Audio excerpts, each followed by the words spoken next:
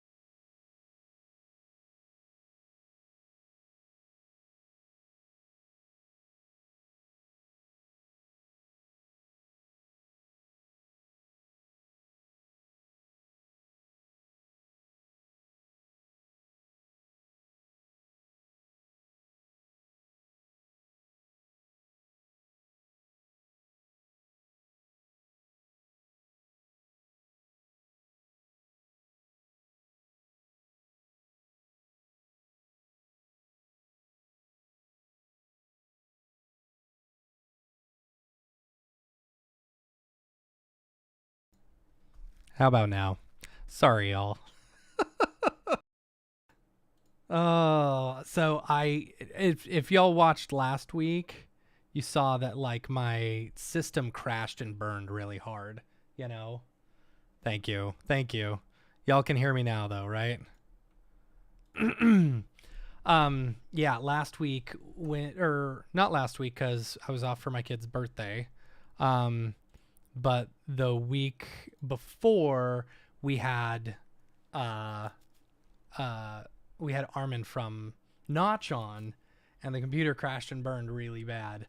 It like completely shut down, so I've had to completely remake all the graphics and all my OBS stuff.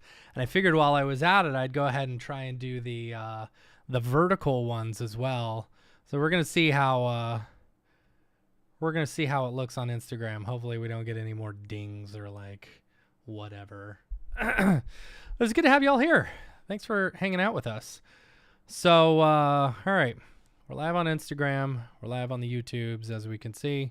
We're live on Twitch, but nobody watches that anyway. It's just crazy. It's crazy to me that we have been streaming for like years and years on Twitch and like zero following at all. Like you get maybe one person who hops in. I don't know how you make it in Twitch. How do you make it in Twitch? So, anyway, I've been playing around with this little Orbix exporter.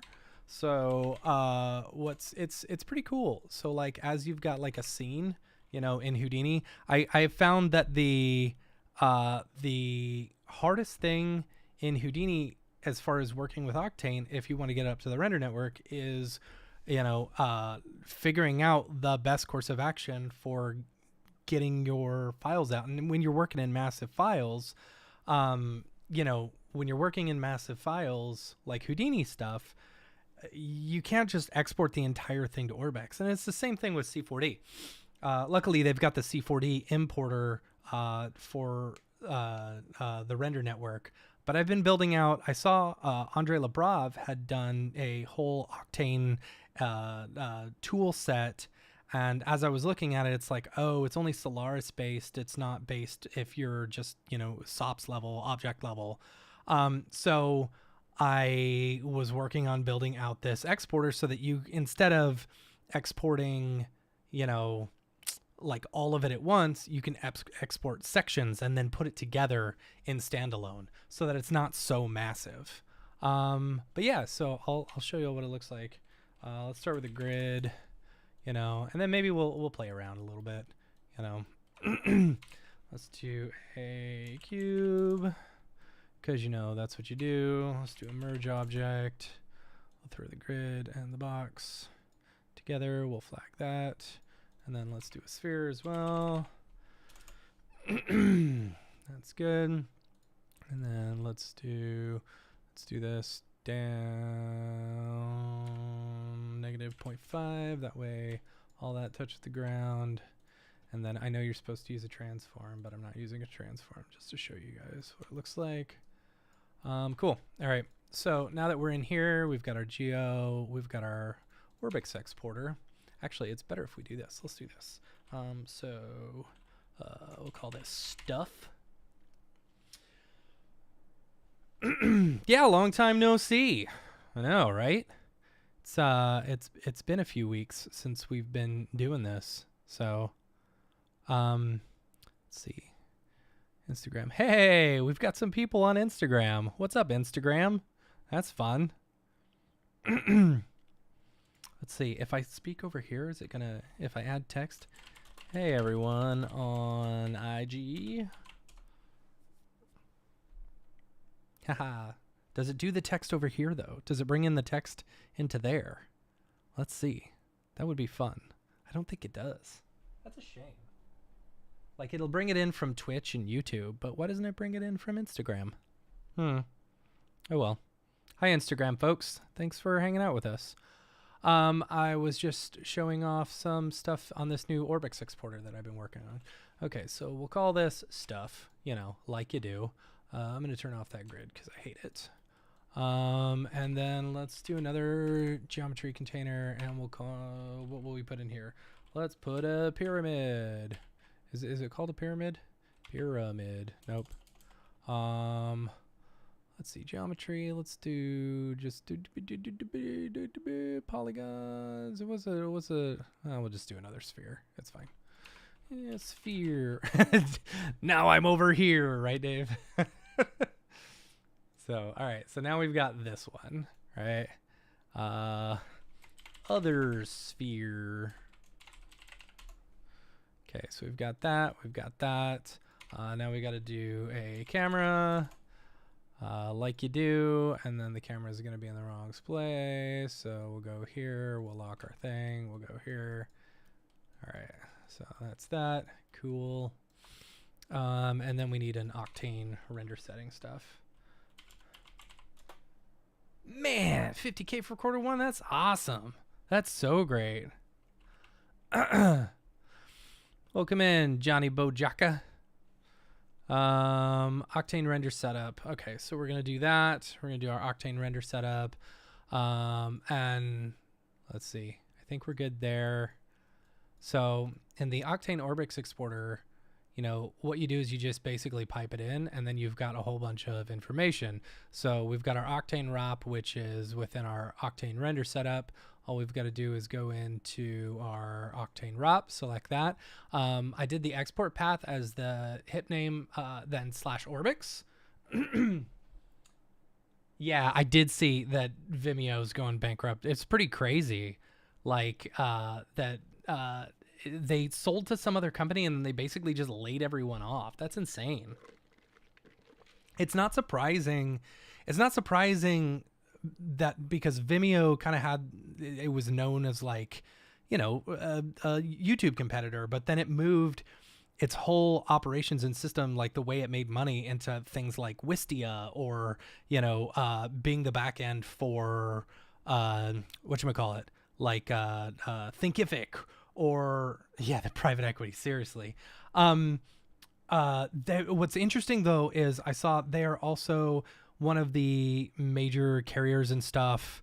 You know, one of the major like people who handle all the back end stuff for the live streaming of like networks like Dropout TV and stuff. And people were like, oh no, what's going to happen with that? Is Dropout going to like have problems and things like that? So I don't know. It's interesting.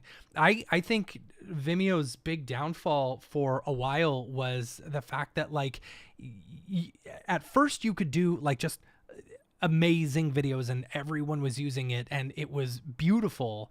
You know, people would put some of their best stuff up there and then you'd get pics and it was really cool. But then you would put stuff up there and then it would just be, it would lag and lag and lag. And for the longest time it would lag and everyone moved over to YouTube. You could see everyone moved over to YouTube in order to, you know, make sure that their stuff didn't lag. And then it's like, all right, sorry. That's just what happens, you know? So yeah. All right. So, but it is sad. It's super sad that, you know, Vimeo is going downhill. So, I mean, I'm surprised it took this long, but it is sad, you know. Okay, so in this Orbix exporter, we went ahead and did our Octane ROP. I'm just going to go ahead and save this. Let's see, desktop, do I have live stream? I don't have live stream. Where's my live stream? We're going to create a new one. We're going to call this live stream. Not live stream. Live stream. Accept, and then we're going to call this Orbix Exporter Test. Cool. Orbix Exporter Test. So, oh. Why not?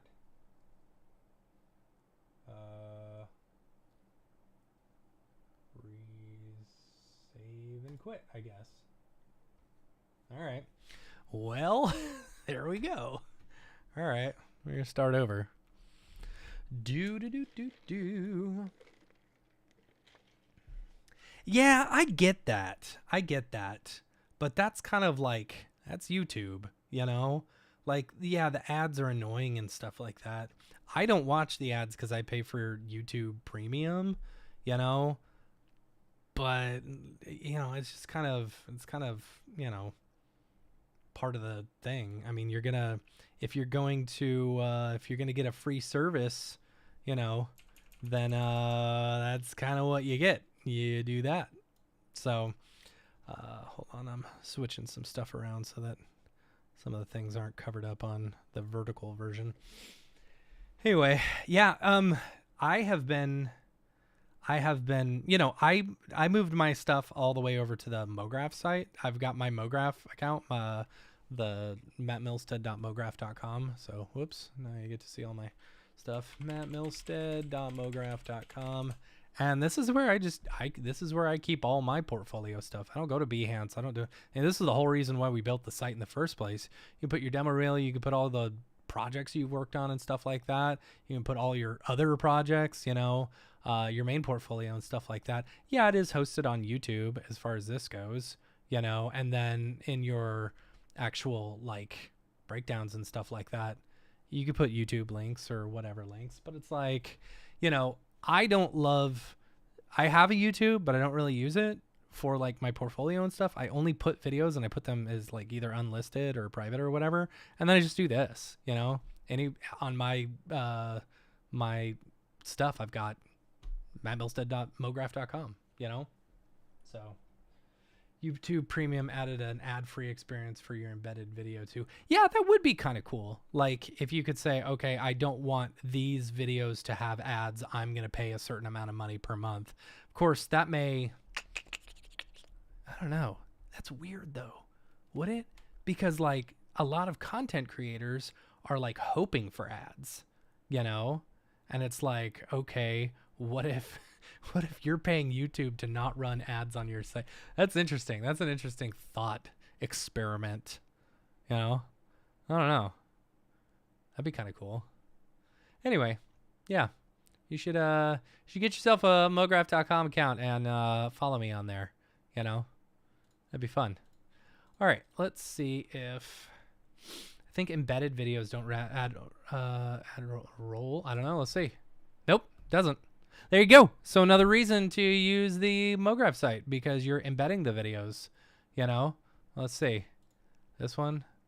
Nope, no ads. You know, let's see. Any ads on this one? No ads on that one. Yeah. Let's see, man. Let's see. Nope, no ads. Nice. Yeah. Well, there you go. I should, that's a... Yeah, there you go. See, get yourself a Mograph.com account. That's funny. Yeah, I mean, you still have to upload them to, you know, YouTube and stuff, but then they become embedded, and then the embedded ones don't do anything. All right, now that we've done this, Orbix exporter, there we go. Let's go ahead and redo all the work. You have YouTube Premium, though. Yeah, but I don't think I'm logged into YouTube Premium, you know? Y'all are getting to see all of my junk. Hold on. You know what? Let's do this. While we're doing that, hey, let's give a shout out to our sponsor, Otoy. You know them, you love them. They're the makers of Octane Render and the Render Network. With Octane Render, you can create super photorealistic renders in a fraction of the time and a fraction of the time of other renderers. Dang it, I always mess that part up. And for those renders that need a little extra push of power, the Render Network has you covered. You can render your Octane, Redshift, and Blender cycles frames in a fraction of the time and a fraction of the cost of other cloud rendering services. So yeah, make sure and give them a shout out. Tell them thanks for sponsoring the website and the YouTube, being our universal sponsor, you know, and you know, these are about the only ads that you will see on mograph.com or any of the live streams. And it is very thankful to the Render Network and Otoy. So thank you to them. Let's make sure, let me go to YouTube real quick while we're here. And because I'm pretty sure that, oh, maybe I am logged in. No. Here, let's sign out. Okay. I am now signing out. Let's go back to our Hangouts so that you can see. YouTube really show ads for under a minute. Haven't seen ads in a long time. I don't know. Try it up in a private session. That's a good idea. All right, let's go to, what's the new private window? There we go. All right, mattmilstead.mograph.com. Let's see if we can get an ad. No ads. Let's go here. No ads. Let's go here. No ads. Let's go to one of my other videos. Let's go to the Super Metroid one. Let's see. Any ads? 0 ads. That's really nice. I spent a lot of time on this one. This one was really fun. Actually, the still render that I made of this is my phone background, and it has been for a while. Let's see. You see. Yeah. Fun stuff. Get yourself a mograph.com account. I'm telling you, you know, it's embedded. Yeah, got to do it. Try it up a private session. There you go. Yeah, we've got like 1,100 members right now. Not a lot of people are active. I'd love to see more people like posting on like their activity feed, like different work that they've done and stuff like that. I would love to see that. But it's honestly, if anything, it's a wonderful place to be able to put all of your, you know, your portfolio stuff. And if you've got like digital goods and stuff like that to sell, you know, like here, I've got 3 things for sale right now. Oh, they're all, well, one of them's $5, but this one, you want to play my Camp Mograph game? Download it. You know, you can put it into an emulator and play the Camp Mograph game that I built. If you know, on some of the Hangouts, we created this lower third from CSV, After Effects template and stuff like that. And you can do that, you know. We've also got Sweet Buttons Pro, you know, from Elijah Sheffield. It's only $5. It's a Blender plugin that he sells on the site. So I don't know. We built it because I really wanted a place to do my portfolio and also sell digital goods in just one place. You know, it's like taking the best of Behance, the best of, you know, Twitter, Instagram, and Gumroad and put them all in one place. It's pretty cool. So, all right, let's get back to this. Let's do a geo container. Let's do another geo container. I can actually do this right now. So geo, all right, we could do the test pig. Okay, that's cool. Test geo floppy pig. Let's do this, and then we'll do a transform here. Let's make him just a little bit smaller. Oh no, we gotta see this flag. I'll need to move him up in a second. All right, we're gonna call this pig head. Pick head. Man, I can't spell tonight. So, I'm sure some of y'all have seen some of my live streaming the past few weeks, and you have noticed that I've been very tired. Well, tonight I got myself a Baja Blast. It's been like 3 months since I've had caffeine. I started back up on caffeine again. I had this like killer headache. I was really, really sick on Friday, you know, and it was pretty rough. Shane, best place to look for new work, like new work as far as like work that you want to get work or you want to see work, you know, because both have different answers. Best place to look for new work, I don't know. Honestly, networking is the best thing to be able to find work. You know, we've got the Mograph Slack. There's probably meetup groups. We've got a bunch of meetup groups on the mograph.com site, or if you want to create your own. That'd be killer. We always need more meetup groups. But yeah, as far as finding work and stuff like that, I'm not 100% sure. Let's see, nope, not background. I'm doing the wrong one. For finding work, there's, geez, I keep on doing the wrong one. I'm clicking this and trying to do this. There we go. Come on, up. There we go. Oh yeah, mine's a Baja Blast Zero. You know, don't need the extra calories, just the caffeine. For looking for new work, you know, Instagram's a great place, like, to get inspired. A lot of some of the AI stuff, generative, you know, things that people make, you know, that generate is really good for inspiration and stuff. You know, Pinterest is always good. LinkedIn, I don't know. LinkedIn is sometimes good, sometimes bad. Honestly, just like got your Mograph account back up and running. Sweet. That's good to hear. Yeah. Yeah. So it's, I don't know. There's lots of different places. Find meetup groups. Meetup groups are the best. You know, got the first week of January. Never felt this sick in my life. Had the week off. Luckily I stayed in bed. Yeah, dude. Like, same for me. I went into work on like Thursday last week. And I was feeling kind of crappy. And then I got to work. I was like, I couldn't do it. You know, I had a cup of coffee. Like, we got a new espresso machine at ABC. And so, like, you know, it's nice, you know? And so, like, I had like a double shot around like 3:00, and I felt pretty good. But then, man, you know, when you're sick and at night, you just get worse. You know, that's what happened to me. And so the sickness along with the double shot of espresso, I didn't get to sleep until like 3 a.m. And then I was like, I am done. I'm done. I can't do it. Yeah. Alternatives to Behance popularity seems to have dried up. The user base seems really small nowadays, though. Maybe it's due to general slower state of the industry. I don't know how the general state of the industry. So if y'all go to our YouTube page, you know, make sure to subscribe while you're there. And check out this week's episode. We had Barton Damer from Already Been Chewed, PJ Richardson from Laundry, and Patrick Coffey from Tendril. All three of them, like, amazing studio owners, all on the show together, you know. And it was a pretty fantastic show. Sorry. I'm like full of energy, and I'm like scratching my nose. It looks like I've been doing some drugs. I'm not, I promise. It's just Mountain Dew Baja Blast. Yeah, it was a really good, you know, they talked about like the general industry and stuff like that. Also talked a lot about AI and what they've been doing with their stuff, their workflows. And it was very interesting. You know, it was a really good, you know, show. We talked for like hour, 15 minutes and stuff like that, or you can check it out on the podcast. So yeah, it was good stuff. As far as like, I know what you're saying with Behance though.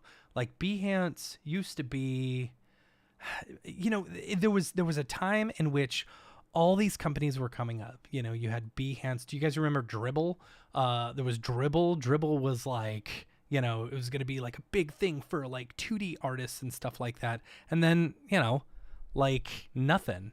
And Behance kind of stuck around. It's like Behance feels like how Vimeo did back in the day, you know, for video. That's kind of how it felt for a while, where it's like a lot more polished and blah, blah, blah. But the whole time I'm on Behance, I'm like, you know, I want an activity stream. I want to be able to sell goods and stuff like that. Dribble was wild. It was pretty insane, you know. And so like we saw these things, a whole bunch of stuff that we wanted. And so we built the Mograph.com site, you know. That's like, I don't know. I do feel like it's been generally slower. I mean, I haven't noticed that much because I started full time at Already Been Chewed last in December. So, you know, and they had me booked from May of last year all the way till December when I started full time.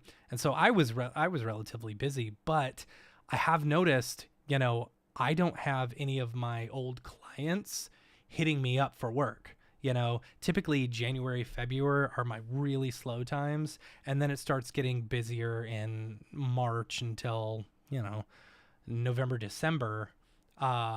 But yeah, I'm curious to see what happens once we start getting into February and March. So, yeah, Dribble was wild. It's so funny. All right, we'll call this one Grid. We'll call this one Sphere. And let's do one more. Geo. We'll call this one Cube. All right, so we've got the grid, we've got the sphere, and you're probably asking, like, why are you putting these in individual geo containers and stuff like that? I mean, because I'm going to show you. This is cube, so we're going to put a cube in here. Well, we should probably started with the grid so that we can see what we're doing. Okay, that's good. I'm going to turn that off because I hate it. I said that last time. Wait, why didn't it turn off? Oh, that's the grid. Okay, and then let's go back to the cube. We'll do a transform right here. Bring this up. And then I will bring that up and back.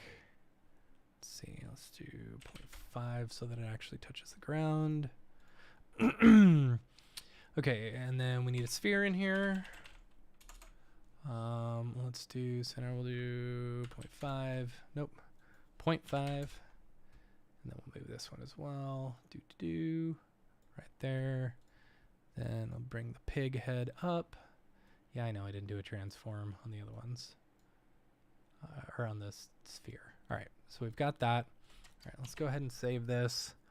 Let's see, where is it? Desktop, live stream, Orbix exporter test. We're gonna save that. Accept, overwrite. Yes. Okay. So let's see.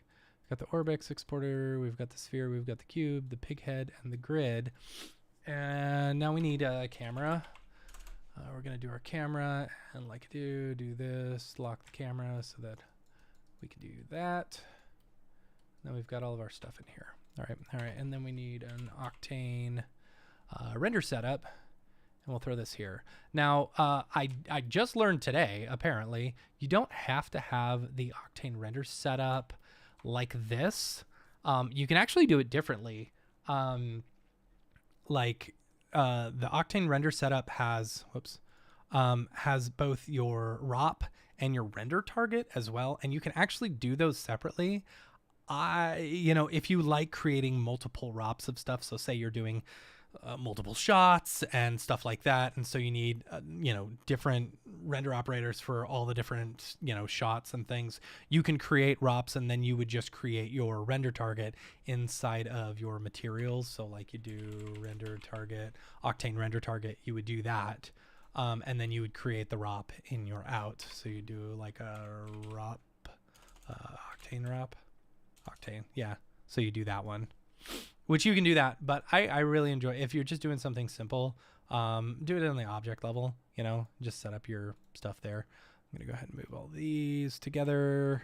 And so say this is your scene. Oh yeah, super, super fantastic. Very, very sophisticated.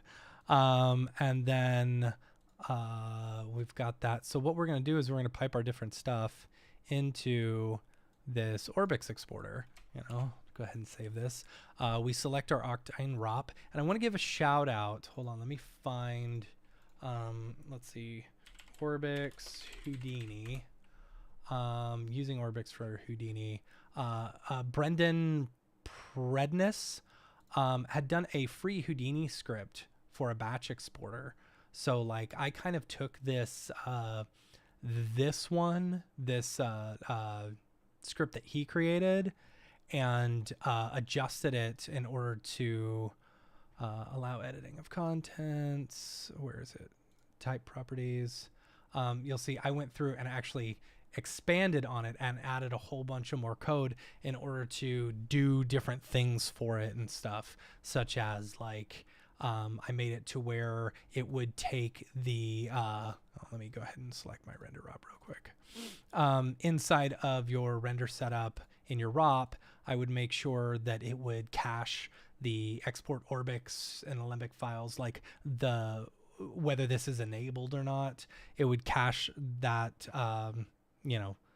cache that and then set it back to what it was after the export, because I wanted to make it as like idiot proof as possible, so that if you're changing things here because you're going to be rendering it out here, I wanted to make sure that you wouldn't mess up anything once you went to the exporter. Like same for candidate objects. Originally with his script, you would pipe his script wasn't where you would pipe it in. I think, how did you do it with that? I don't remember.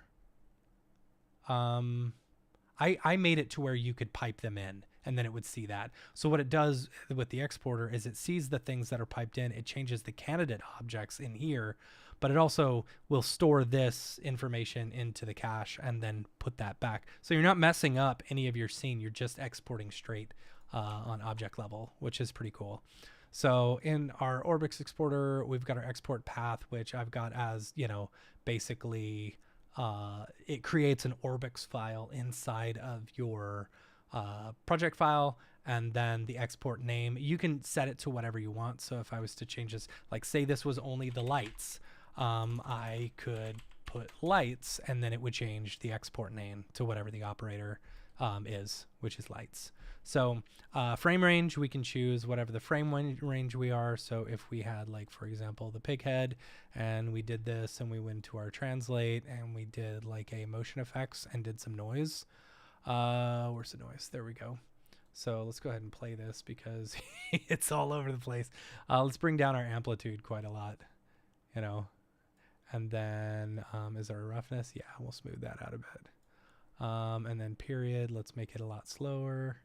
I love this. This visual stuff with it is just absolutely insane. I absolutely love that it shows you that. Let's see, sparse, that's fine. Wasn't there's I don't think there's a looping. Sample rate, common. I don't know. I don't see one. So anyway, well, we've got just like some simple movements here and stuff like that. And then we'll go back. So here, let's see, our frame range is 0. Let's do like 120. And then batch size is basically how many batches, what is it? How many frames you want it to break up into.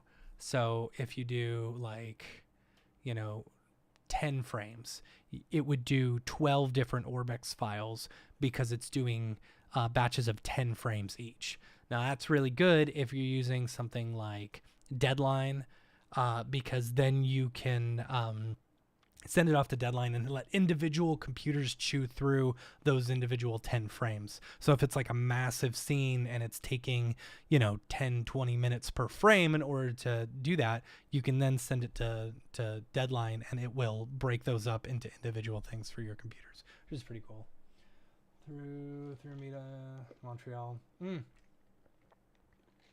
Compile annual income within the local industry. There's a huge jump between 23 and 24 and 25. Really? You know, I'm curious if that's a Canadian thing or whether that is like, you know, actually like overall. Because, you know, I feel like there's been a lot of work in Canada lately. I don't know. That's interesting. Yeah. So, all right. So we've got this. We're going to do export frame range 0 to 120. We're going to do a batch size of 10. I'm going to go ahead and stop this. And then hopefully when I hit export Orbix, what it's going to do, it's going to do the Octane ROP. It's going to see that. You can see it's doing lights, 10, 20, you know, so it's doing the individual frames, 0 through 9, you know, blah, blah, blah. And then it opens up, I'm really proud of this one. It opens up your actual like Orbix file folder, which is great. So if you're wanting to, sure it might be local, but most clients we get, yeah, that's what Patrick was saying, because Tendril's based out of, they're based out of Toronto, and he was saying a lot of the work that they get is from the United States. And I'm curious if like the work coming in from the US, like if like are the day rates lower in Canada, and so they're able to outsource more work to Canada, or like paying the taxes less. I don't know. It's interesting. Yeah, same with studios that work with American brands. Yeah. So then we can open these in Orbix, which I don't know if I have. I should have standalone. Let's see. Choose an app on your PC. Otoy. No, I just have the Render Network Wizard. Let's go ahead and download it real quick so that I can show y'all. Let's see. Let's go to otoy.com. Let's go ahead and go to our sponsor stuff so that y'all don't see any of my login. Download. Okay, I think we're good. Let's go back to Hangouts. Cool. Yeah, let's download this Windows version. I accept. Download. Downloads. What's up, Rev? It's interesting seeing like it. I don't love that there's two chats now. I want a unified chat. You know? Sounds like they're taking your jobs.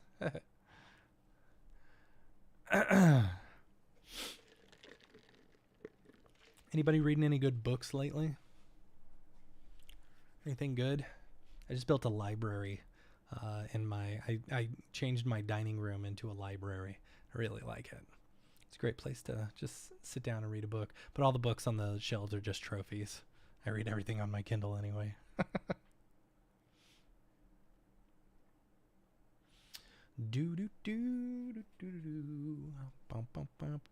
Sorry, I'm waiting for it to download. Oh yeah, y'all can see. Y'all can see my screen. I'm sure y'all have noticed, at least on the horizontal version on YouTube and stuff like that, the screen's a little bit more squished. I made it more squished for the the vertical one on Instagram, so people can kind of see it better. All right, let's go ahead and do that.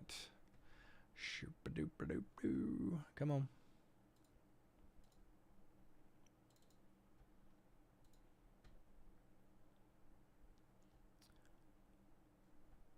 Come on, let's see you run. Run with it. Oh, there we go. Yes.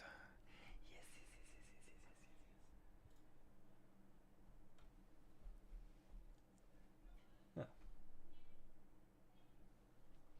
All right, next install.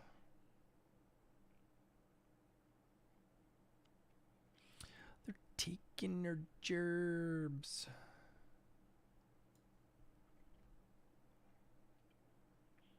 See this image of a Boy Plus bot? That was one of my first forays into AI stuff.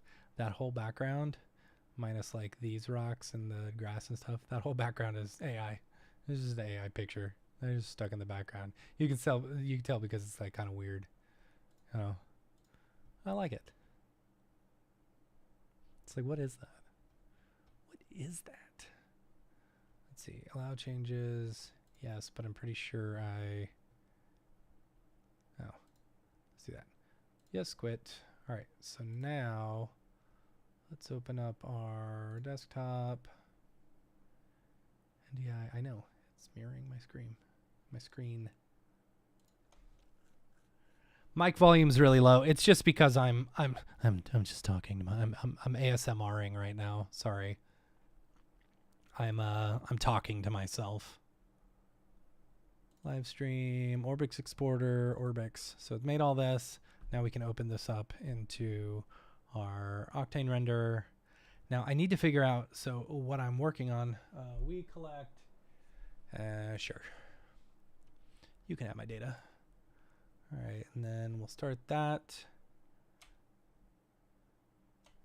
Start it up, there we go. We got the pig head, we got that.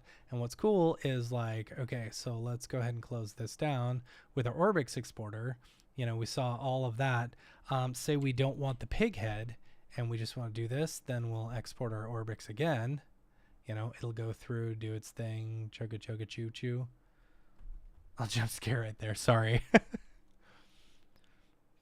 I have a tendency to just mumble, you know, as I'm doing stuff. I'm like, have you heard the term, what is it? Explaining it to the duck, where like you have a duck on your desk. I don't have a duck on my desk. Where you're explaining the code and stuff and trying to see where it goes wrong, you know? I don't know. That's all I do. I'm just ASMRing. All right, so now that we've disconnected the pig head, it re-exported and stuff like that. So now when we open up Octane Render, the standalone, you'll see, open up our render target, theoretically. There we go. We don't have the pig head anymore. It's pretty awesome, you know? And I'm so impressed with like how well this plays in standalone. It's so freaking fast. It's pretty amazing. So yeah. All right, so that's that. The thing that I need to figure out, no, I'm not going to save changes, is, and there was someone who built a, Patty Frigg had wrote a, like an Orbix merging thing, you know? So I need to figure out how to merge Orbix files into one, because I don't think... Here, let's see. So what happens if I bring this one in as well? Let's see, I don't even know where I would pipe that in. I don't know enough about it to see that. Default cube layer. Yeah. Grid layer. And what's really nice about this, I was talking about it to some of the guys, you know, today. What's cool about Orbix files versus, say, like Redshift proxies. Redshift proxies, once you export out a Redshift proxies are just like, they're just there. They're not editable. There's if you do proxies within proxies and stuff like that, it's like, oh man, I've gone layers deep now, you know. So it's like, and if you want to edit it, if you need to change anything, you can't do that. No, Orbix files, which is awesome, because like, say for example, oh, I want to get rid of this cube, I just disconnect my thing from it, I believe. And then reload. Is it reload? Or I could just delete it, right?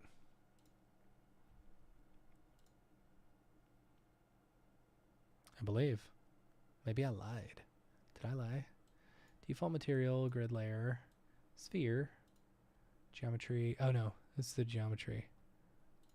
Oh yeah, because it's exporting out to an Olympic. Let's see, sphere layer.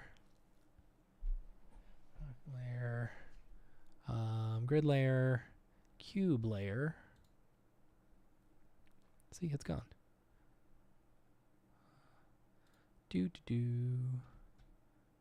Default material, sphere layer.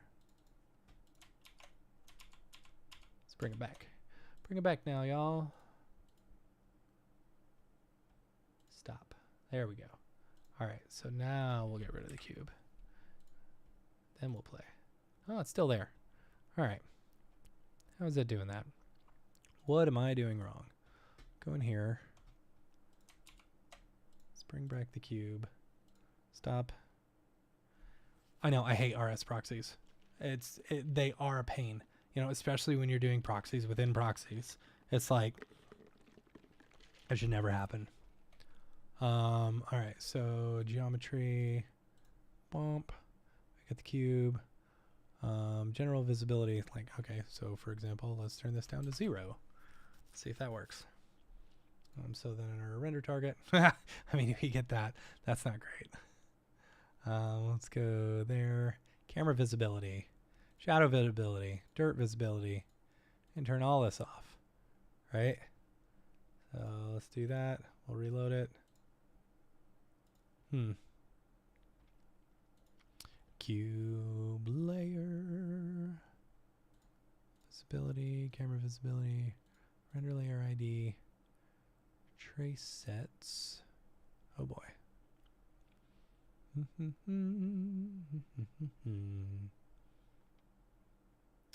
Paint UV transforms.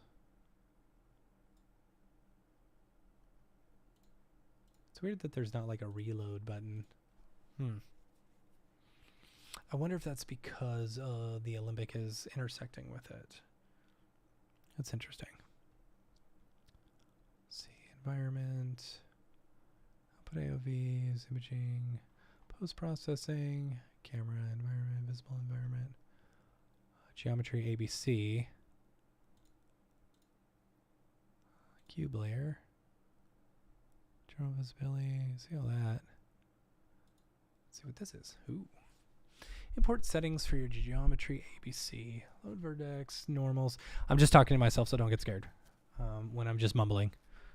So, edge and corner, Camel Clark, hair thickness. Use old normal and tangent calculations. Merge unwelded vertices.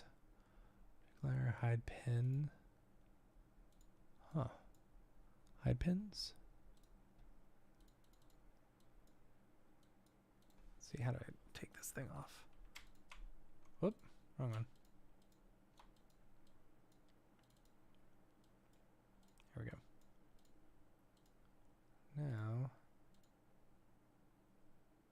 redo our render target. Why is that still showing up? Am I doing the wrong one?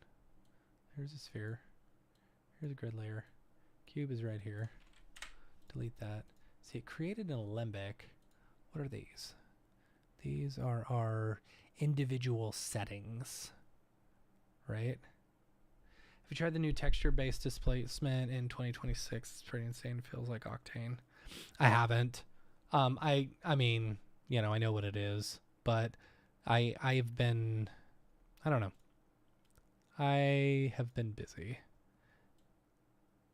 And I've been more in learning mode, you know, and then project management mode and stuff like that. Haven't really hopped behind the box too much for a lot of newer projects. Some of it is just like updating older projects or things like that, you know. Cube layer, geometry, ABC. Let's get rid of this. Does that do anything? It does not. Alrighty, this is so interesting. Translate. Does that change anything? That's the UV transform though. Yeah, that's not like the actual transform. Wonder where. Action node. Show an outliner. Show an Lua API browser. What is that? Ooh. I was talking to Dom about this. He's one of the Houdini Octane devs. About this today. You know, what Lua? I've never heard of Lua. Yeah, you know, okay, so let me ask you this. Why do you want to learn Unreal? That's the real question. You know, why do you want to learn Unreal? Is it because the rendering is faster? is do you want to make video games? Because if you want to make video games, yeah, Unreal is great. If you want to render faster, that is debatable whether or not you're actually going to be able to render faster, or whether a whole project. So if you take a project as a whole, and start from like, okay, I'm going to be modeling, I'm going to be texturing, I'm going to be lighting, and then I'm going to be rendering. Well, you're going to go through and you're going to do the modeling and maybe the texturing, definitely not the lighting, inside of one of your DCC, whether it's Houdini or Blender or whatever. I know all the cool kids are using Unreal. But it's like you're going to be doing that in your DCC, and then you're going to have to export Alembic files over to Unreal. And then in Unreal, you're going to texture it, you're going to light it, and you're going to set it up in order to render it out. Now, if you want the highest fidelity quality and stuff like that, you're going to render out at a much higher quality and then bring it down and stuff like that. And like by the time that you've brought everything over to Unreal and texture it and lit it and redid all this stuff and delve really down into your settings, you're going to have a really quick render that will look like a video game, unless you spend a lot of time nitpicking all the details and stuff like that in order to try and get it to look super photoreal, versus the amount of time that you're going to spend just in one DCC doing that work. It's negligible, the amount of time that you're going to save. Yes. Okay. Now, I will say, if you say you work a lot on projection mapping in C4D, so it makes sense in Unreal, absolutely. I am 100% with you there. We are currently, working on an installation as well. And so I used my expertise in Unreal, the little bit of expertise I have, along with my good friend ChatGPT, in order to figure out, I created, and shout out to Brandon Clements. He also helped me. I wanted to do a visualizer to where I could see the walls and what it was going to look like standing in the space and looking at it. So I used Unreal. I brought, I built out the walls in C4D. I probably could have built them in, just in Unreal, because it's just grids and stuff like that, or, cubes.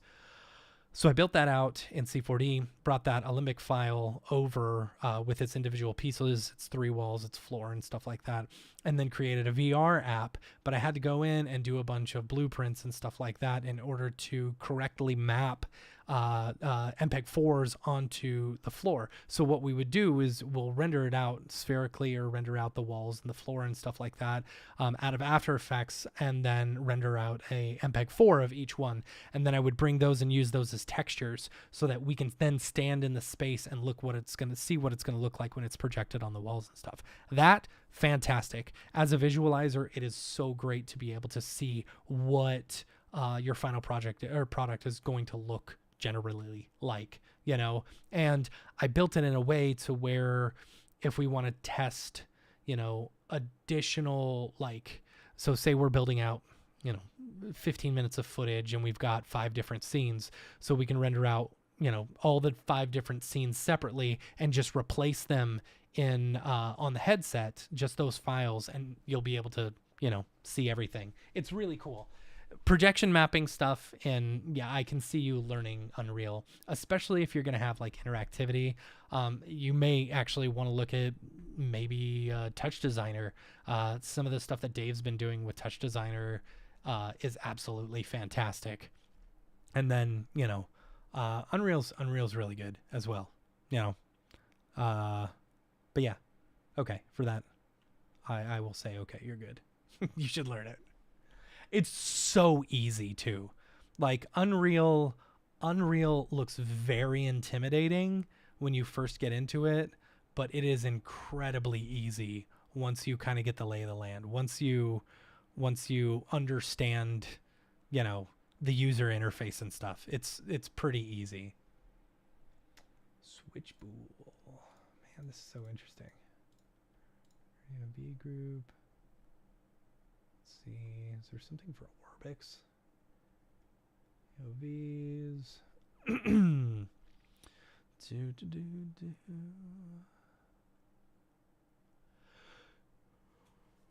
Oh boy.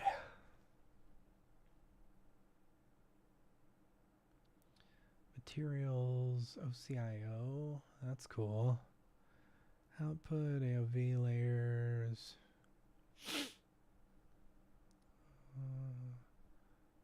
URS, nope, I don't see Orbix anywhere. AOV group, switch. Texture, composites. Resolutions are also quite large, often in the 6K range. Yeah, I often do environment design for large screens, and Unreal save the day. Render times, either way, look, we see is often, yeah, video gaming. Okay. Yeah, for 6K, 6K works really well. So what I have found, yeah, I worked with Swordfish in San Francisco years ago on a thing for some of the MSC cruise lines. And this is where I got the idea for the VR app, because we were doing a similar thing. We had built out like huge ceiling things on for the ship, like giant LED walls. We're talking like 15K, and so we're going through and we did everything. We did a lot of the stuff in Unreal in order to save on render time, because the previous one we had done, I think, was really expensive on render, and that was render costs. That was mostly me because I had a really chunky scene. But we found once we got to like, 7K or 8K, that it 100% depended on your graphics card to where you could render that in one go versus having to render it in sections and then it's smoothing it out together. And when it does the smoothing out, you can almost always see the blurriness between the two, which wasn't great, I mean, at 6K almost, it's like just render it in 4K and then up-res it to 8K. Like there's Topaz is really good for that. It does a really good job. All right, node graph types. Work with Moment Factory. Oh, I love Moment Factory. They are fantastic. Yeah.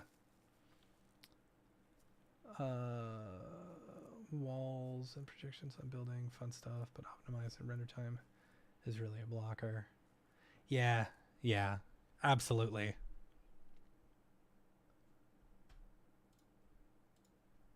Unreal's good for render time. It just, it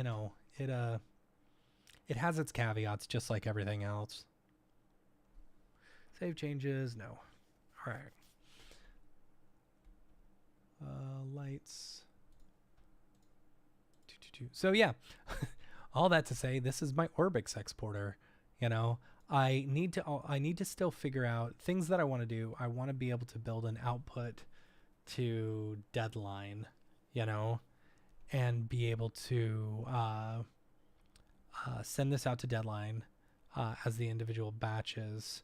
And we've been talking about different ways to do that. And then I also want, what was the other thing I wanted to do with it? I need to figure out how to, so you've got the individual batches. You can create multiple, divvy it out to multiple things so you don't just get stuck on one, doing one gigantic Orbix file. But I need to find a way to merge them all together, and I love to be able to merge them all together after the fact. Another thing we talked about is, once you, so say you do another Orbix exporter, and then you do just the pig head, right? So we'll call this one pig head. So if you've got like lights on one and pig head, and we'll just call this geometry. So say you've got lights on one and geometry on another, let's see what happens if I do this. Oh no, I need to do the Octane ROP on here. There we go. See what happens if I hit both at the same time. Am I going to crash it? Done. Okay. Geometry. Oh, there you go. All right, it kind of does all of them. Okay. Interesting. Work in layers with such big screen. Divide my renders and layers foreground, yeah. And then recreate the beauty in A. I had to do abstract sun and divide it into flares. Oh, jeez. And sphere rays. That's crazy. You know, I'm gonna do something real quick because I don't like that I can't really see the chat that well. I'm gonna do, so bear with me on the horizontal stuff. Let's add an additional black solid. Yeah, you guys can't see me right now, but I need this to be, where is transparency? Properties. Nope. Maybe I do. Here, now you can see me. What is there? Filters? Key, render, sharpen, correction keypad.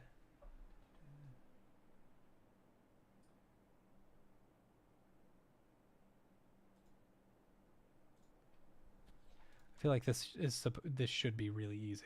What am I doing?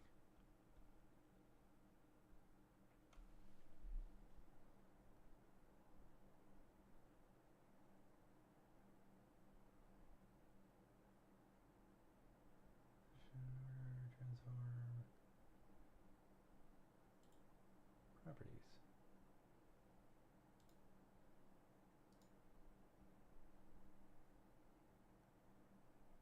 This is so stupid. Let's see. Let's just Google this real quick. Burp derp. That's cool that exported both of them together. That might be a nice little workaround. Change transparency, I'm misspelling that. On solid OBS.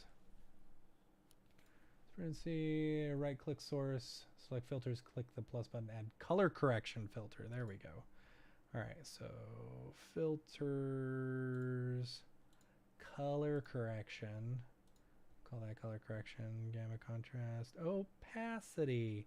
There we go. All right, there we go. Now I can see the chat a bit better. Let's close that, and then I'm gonna do, oh no, I don't want that the same on both black solids. Why does this one have a filter on it? Ah. All right, we'll turn that off. All right, hold on. We're doing it live. We're doing it live. That's all right. This is part of the Hangout part. Let's see. We'll call this transparent black. Okay. All right. Select color, black. Okay. You can't see much. Go below the black magic camera. There we go. Now we'll do filters. Color correction. I'll change the opacity. Let's see. Do that. Close. Then I'll do this. See what that looks like. Does that look better? Yeah. Transparent black. Let's do this. We'll make it all the way here. And here maybe? Yeah, that looks better. Let's change the transparent black. Let's change its filters to a little bit more opaque. Or less opaque. There you go. That feels better. All right. Now we can actually see the chat. I should probably do that on the vertical one as well. So color source, transparent black. Here we go. Let's do that there. Just bring this down here. There we go. Dunzo. That's true. Topaz is great for those 4K to 8K renders that no one can tell apart from a distance. 100%, yeah. Time saver too. Some clients don't want upscaling, and that's when the pain begins. I know, but the render network has your back. You know, I had to render some 4K out or some 8K out, and you know, you can send it to the network. The network can chew through that stuff really quick. So, All right. Here we are here. Let's see. What am I going to do? Let's see. Let's make this. Let's put some lipstick on this pig. Right?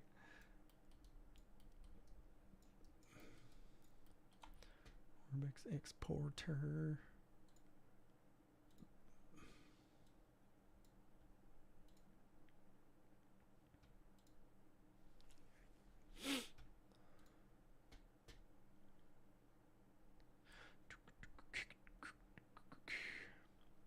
Guys, I think I'm going to do another video game. So I think I'm going to do a video game, and it's going to be a cube. I think the character is going to be a cube, and then its power will be to turn into a sphere or to turn into a triangle. And yeah, so my character is a cube, and it can just kind of like hop along, you know, squash and stretch and squash as it's hopping along and spinning and stuff. And then it stops. When it stops, it turns into a triangle, you know, so like bunk, bunk, you know, and then stops. And then once it starts again, it goes into a cube. But if it wants to speed up, it'll turn into a circle. So yeah, so like you run fast, you turn into a circle. So it's just gonna be a platformer, you know. That's my idea. What do you think? There's a yearly contest called what is it? Nestmaker. It's called Bite Off. Bite Off is the. Let's see.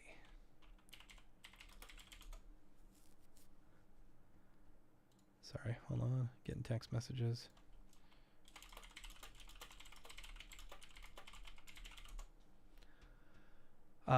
Bite Off is the yearly competition for Nestmaker, where basically you have like a month-long game development competition where, you know, you create a game.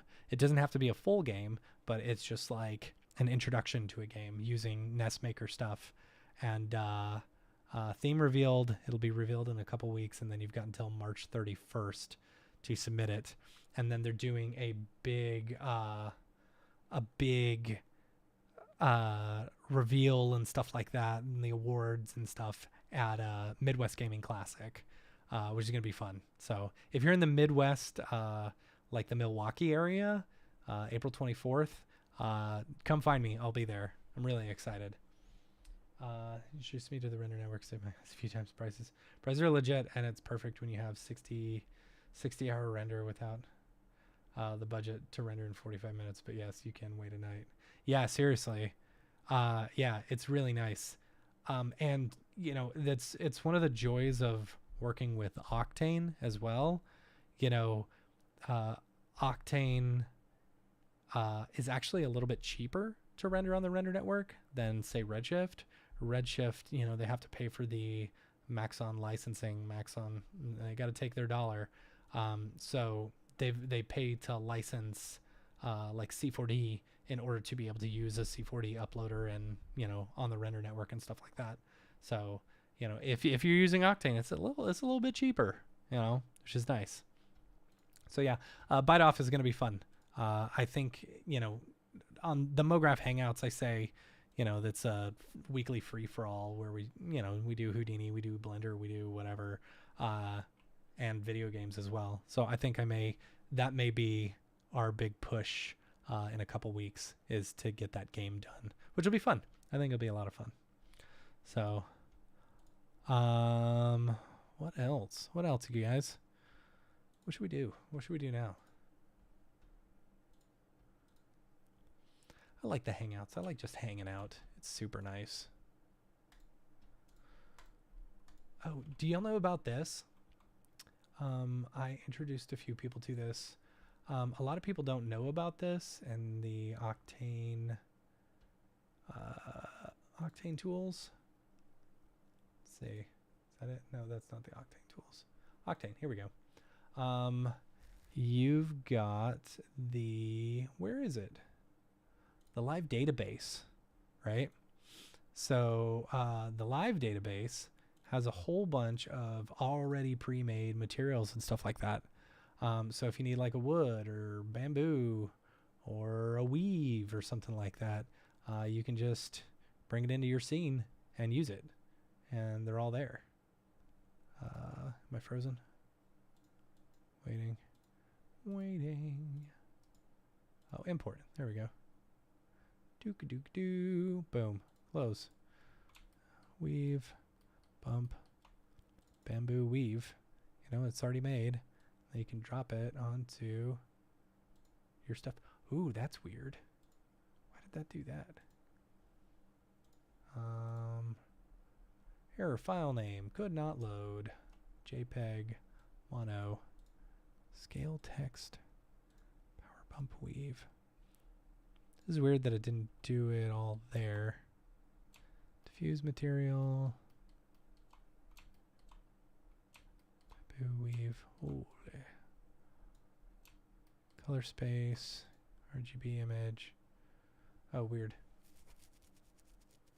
Maybe I need to set up some sort of like server stuff. Rendered 6,000 frames in a night. Paid 2,000 USD. That's really good. That is like, yeah, it's $2,000, but you rendered 6,000 frames. That's crazy. Compare similar services. Pixel Plow could be over 15,000. Wow. Wow, that's crazy. Man, that's a fraction of the cost. I love Ty over at Pixel Plow, you know. And actually it was so funny because when the whole like real-time rendering thing was happening, him and I sat down at NAB a couple of years ago. He's like, "Man, should I even be doing this anymore because like real-time rendering?" And I was like, "Dude, it's, you know, it's real. It's not nothing to worry about." Yeah. 6,000 frames in a night. Gosh, what does that equal? Here, let's bring up a calculator. No, not screen capture. There we go. All right. So 6,000. Let's say your night is 12 hours, right? Divided by 12 hours, right?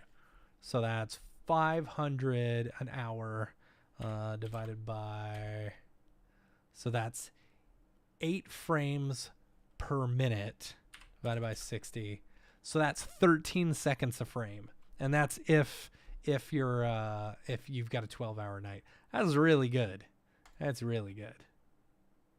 That's super good. I will take that any day.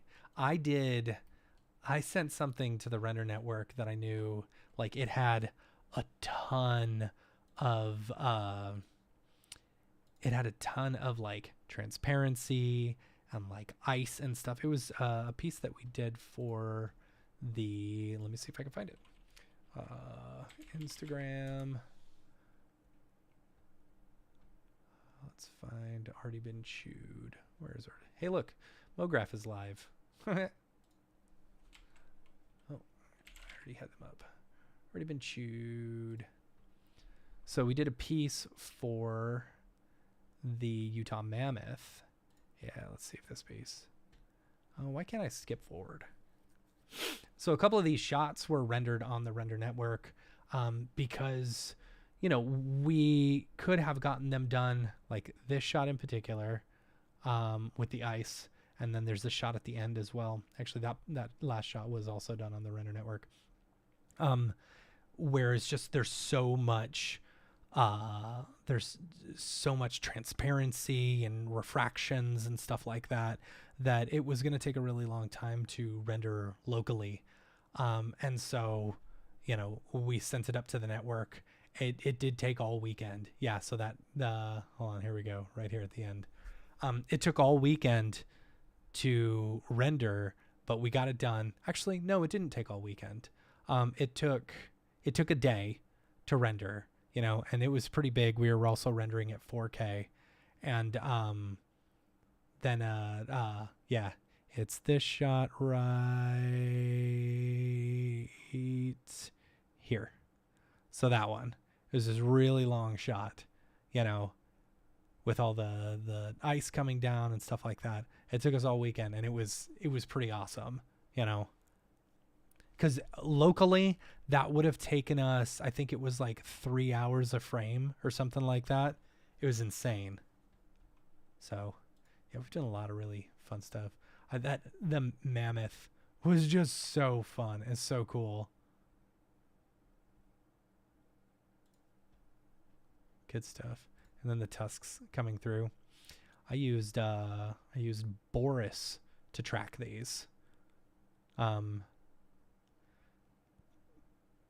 To track this scene, and it was a little difficult because, you know, it's ice, it's white, it's hard to do. So, but yeah, Boris did a really good job. The Mocha Pro, sorry. Yeah, 3 hours a frame. Isn't that insane? It was a little bit worse than than 13 seconds or whatever per frame. So, yeah, good stuff. All right, 8:30. I think I'm going to call it for the night. Go get my kids to bed. But I appreciate y'all hanging out. It's cool. I guess Instagram worked.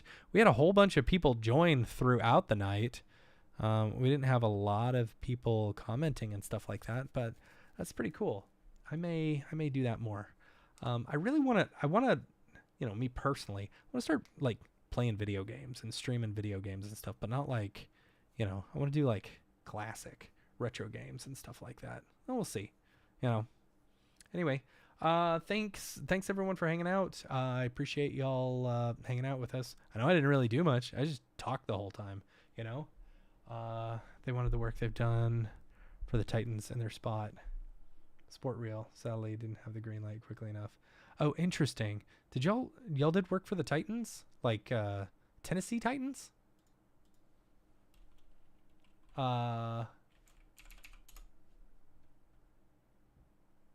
see. Look at this. This is so funny to me that Maxon has been putting out like puff pieces on all of their like higher ups and stuff like that. It's just the first one they did was a puff piece on Dave McGavran. It is so silly. It's like, come on, guys. Are you just trying to, you know, whatever? It's like, stop showing off your higher ups. Show the art. We want to see the art, you know. So I don't know. I lost my train of thought. Yeah, Tennessee Titans. Did we do stuff for the Titans? I don't remember.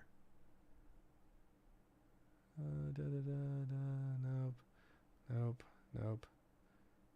Yeah. Tennessee Titans. This was the Titan stuff that we did this year. We worked with them on their opening video, which was a lot of fun. You know? Homer Bush's gif. Yeah. It's all right. You know, there's the thing is like, I wish Maxon, man, back in the, I don't know. All opinions are my own opinions. Not those do not necessarily reflect either Mograph.com or any of the companies I work for. They are Matt Milstead's opinions and only Matt Milstead's opinions. Oh, you guys did the opener for 2024. That's awesome. Okay, cool. Yeah. That's so funny. Small world. Sports is like, it's one of the few things right now that is still readily available, you know, if you're looking to get into it. There is so much sports work out there. It's like, you know, no matter how bad the world is at any point in time, sports will always be around, you know? So, I don't know. That's cool. That's super cool. Okay. Yeah, I'm going to head out before I say anything I am going to regret. So, oh, yeah. Okay, cool. Let's see. Did you send it to me? Notifications. Oh boy.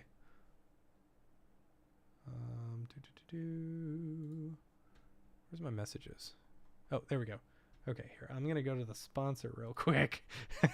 Just so that y'all don't see all of my messages and stuff like that. Where is it? You just sent it to me. Did I? Oh, you sent it to my personal one. Hold on. Titans. I'm going to send this to Mograph.com. Send. All right. I got that there. There we go. Here we go. We'll pull it up. Yeah, thanks to our sponsor, Otoy. Hangouts. Here we go. Yeah. Titans 2024 opener. Oh, that's cool. That's cool. So I'm guessing you went out for, yeah, there you go. That's cool. That's fun. Ah, you got a motion control rig. That's super cool. Oh, dang. That's super cool. Are you able to take, were you able to take the motion control stuff into like a 3D package and do it from there? Ooh, here we go. Hopefully I don't get dinged for this on Instagram. Ooh. Ah, yeah. Excalibur.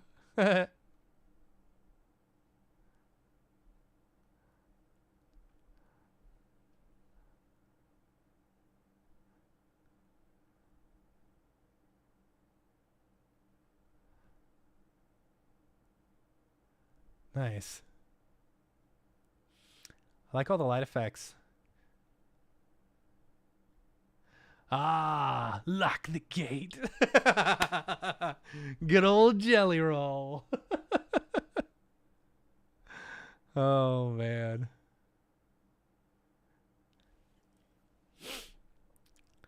Lock the gate. Did he use the out of the fire saying? Out of the fire. That's what he used on ours. Yeah, out of the fire. That's so funny.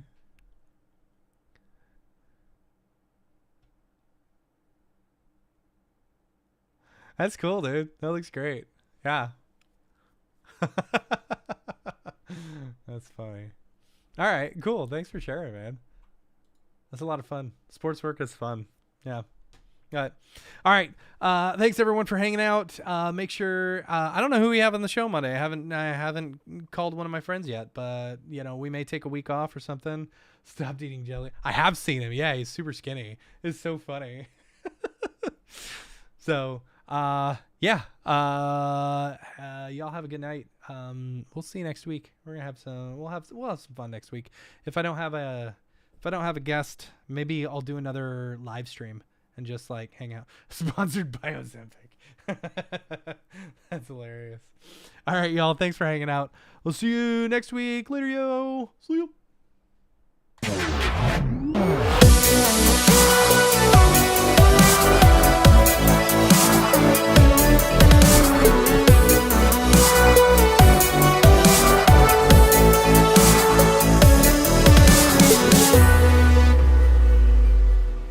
Pretty good, I guess.